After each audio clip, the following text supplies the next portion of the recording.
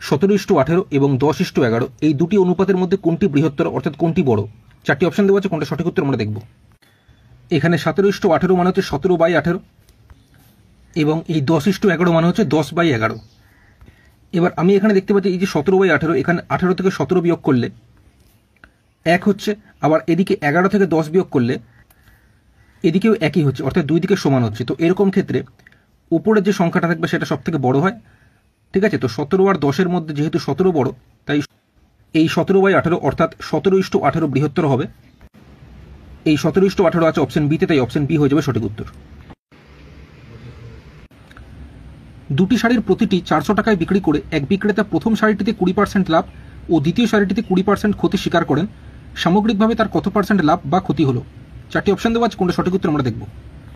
এবার কোশ্চেনে এখানে যেহেতু আমাদের মোটের ওপর লাভ বা ক্ষতি পার্সেন্টেজই বের করতে হবে, যেহেতু অপশানে আমরা দেখতে পাচ্ছি, তাই এখানে 400 টাকা দিয়ে আমাদের কোনো দরকার নেই। যদিও কোশ্চেনে 400 টাকা দিয়ে সেটা আমাদের লাগবে না। আমরা সরাসরি কি করবো, এখানে দেখতে পাচ্ছি 20% লাভ বলেছে প্রথম শাড়িতে, দ্বিতীয় শাড়িতে বলেছে 20% ক্ষতি।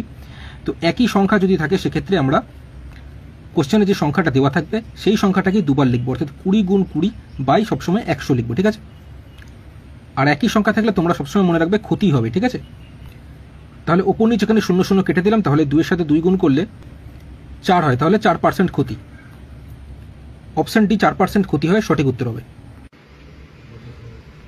তো কোশ্চেন এখানে চতুর্থ ভগ্নাংশটি কত এটাই জানতে চাইছি। তো তোমরা মনে রাখবে চতুর্থ ভগ্নাংশ অথবা চতুর্থ সমানুপাতি বের করার ফর্মুলা হচ্ছে প্রথম বাই দ্বিতীয় সমান তৃতীয় বাই চতুর্থ।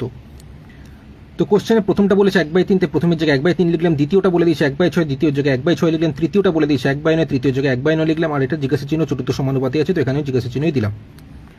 এবার এখানে কোনাকুনি গুণ করলে 1/3 এর সাথে জিজ্ঞাসা চিহ্ন গুণ করলে এরকম হয় সমান। এখানে কোনাকুনি 1/9 গুণ হচ্ছে 1/6, মাঝখানে সমান থাকে এবং এখানে গুণ থাকে, আমরা নিচ নিচ কাটতে পারবো, সেই হিসেবে 3 দিয়ে 9 কাটলে 3 হয়, যেহেতু 3 3 9, তাহলে এখানে পুরোপুরি কেটে গেছে। তাহলে এই জিজ্ঞাসা চিহ্ন সমান, এখানে উপরে 1 1 কে 1 আর নিচে 3 এর সাথে 6 গুণ করলে 3 6 18, মানে 1/18 হচ্ছে জিজ্ঞাসা চিহ্ন সমান। তো এই 1/18 আছে অপশন বিতে, অপশন বি হয়ে যাবে সঠিক উত্তর, অর্থাৎ চতুর্থ ভগ্নাংশটি হয়ে যাচ্ছে 1/18। কোশ্চেনটি ফুড এসআই 2014 পরীক্ষার প্রশ্নপত্র থেকে নেওয়া। যদি দুটি সংখ্যার যোগফল 50 এবং তাদের মধ্য সমানুপাতি 15 হয়, তাহলে সংখ্যা দুটি কি কি? চারটি অপশন দেওয়া আছে, কোনটা সঠিক উত্তর আমরা দেখব। তোমরা মনে রাখবে কোশ্চেনে দুটি সংখ্যার মধ্য সমানুপাতি দেওয়া থাকলে সেই সংখ্যাটির স্কোয়ার হয়ে যাবে ওই দুটি সংখ্যার গুণফল। যেমন এখানে মধ্য সমানুপাতি কত 15 বলেছে, তো 15 আমি যদি স্কোয়ার করি, 15 স্কোয়ার মানে 15 15 আমি গুণ করব, 15 15 যদি আমি গুণ করি কত হয় 225, তাহলে এটাই হয়ে যাবে দুটি সংখ্যার গুণফল, ঠিক আছে। এবার আমরা অপশন টেস্ট করব। তো সংখ্যা দুটি কি কি আমাদের অপশানে দেওয়া আছে। অপশন এতে আছে 35,15, তো 35 সঙ্গে 15 গুণ করে কখনোই 225 আসবে না, ফলে অপশন এ হবে না।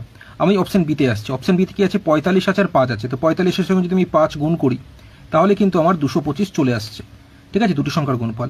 আর কোশ্চেনে প্রথমে বলেছিল দুটি সংখ্যার যোগফল 50, তো 45 এর সঙ্গে 5 যোগ করলে 50 হয়, তো সেই হিসেবে আমাদের অপশন বি হয়ে যাবে সঠিক উত্তর। আমরা অপশন সি আর ডিতে যাবো না, অপশন সি আর ডি হবে না, ঠিক আছে।